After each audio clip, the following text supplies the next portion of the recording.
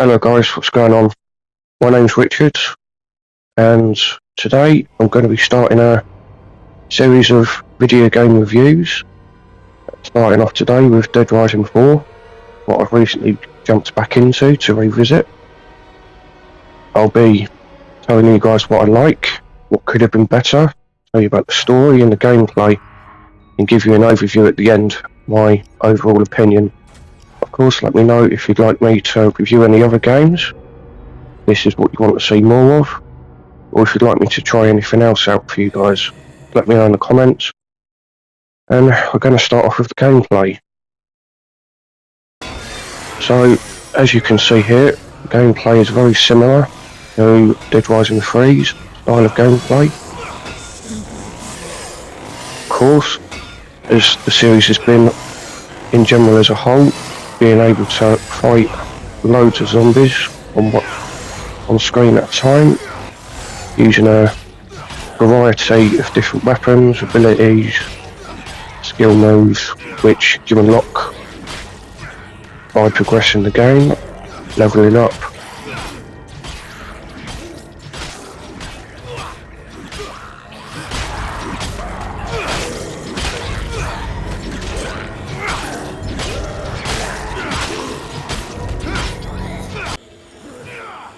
So in terms of the weapons, you can use anything from a conventional handgun to a guitar, as what you can see here. Generally anything that's on the floor, all around the game world, as well as you can in Dead Rising 2 and 3, be able to put together two weapons to create what's called a combo weapon. You guys are familiar with them from previous games in the series. You'll feel right at home combat wise.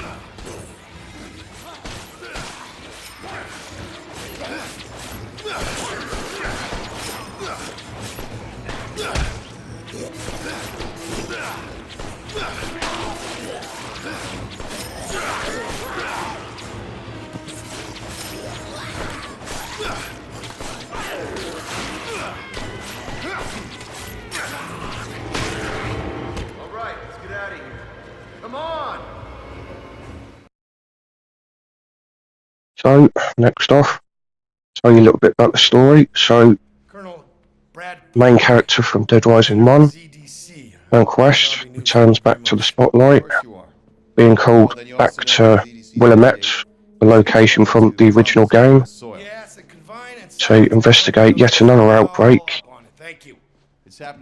to find his next big scoop.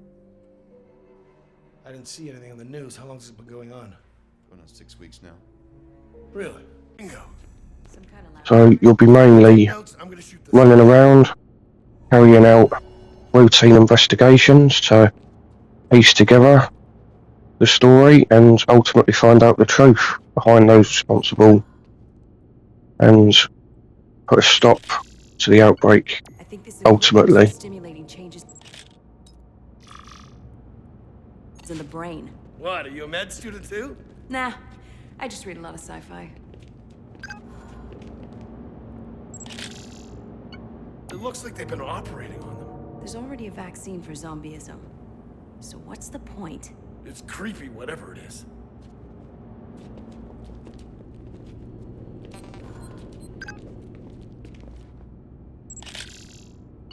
Zombrex.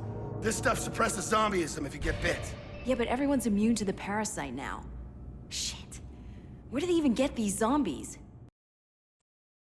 So we're going to start off with what I like about the game. So what I mainly liked about the game is the various different ways you can choose to engage with enemies and zombies, and different varying types of enemies. So you can either stealth around, take them down quietly, as you've just seen here. If you want to go all out guns blazing, if you will, and choose to do that. And instead of just smacking zombies about and enemies, you also have skill moves that you can use. Guess I can still kick ass.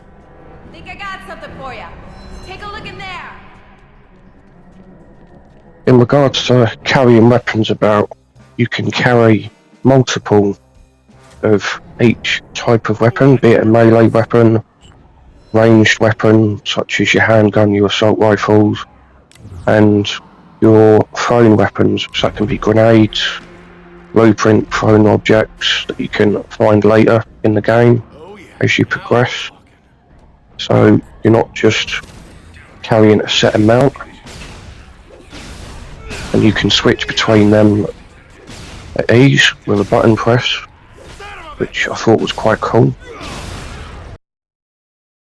So we're next going to go over what I thought could have been better with the game, which will start off with the entirety of the whole simplicity of some of the side activities and general missions that you undertake in the game, which every now and again in the game world you'll find random survivors to save and send back to a safe house for XP and money.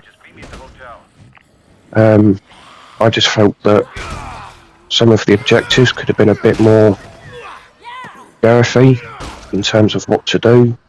So they just go save this person, kill a group of zombies around them, they run off, go to a safe house. There could have been a lot more to do in my opinion. Thanks, man. What I also didn't like was the game tended to feel a lot more like a comedy sort of action movie.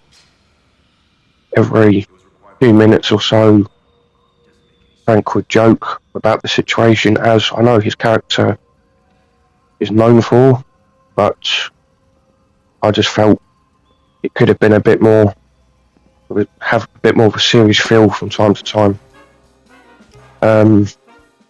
Also, in terms of progression and learning skills, the skill tree was very overcomplicated, where the other Dead Rising games, in my opinion, were quite simple.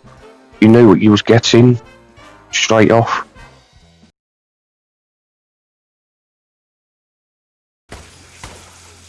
So, in terms of Dead Rising, I'm also planning on putting together a review on the recent deluxe remaster of the original Dead Rising game in the series, and that should be on my channel as soon as I've got around to putting it together. Of course, if you would like to see any other games for me to review, not just in this series but others, please let me know in the comments, and I will have a look at putting that together for you.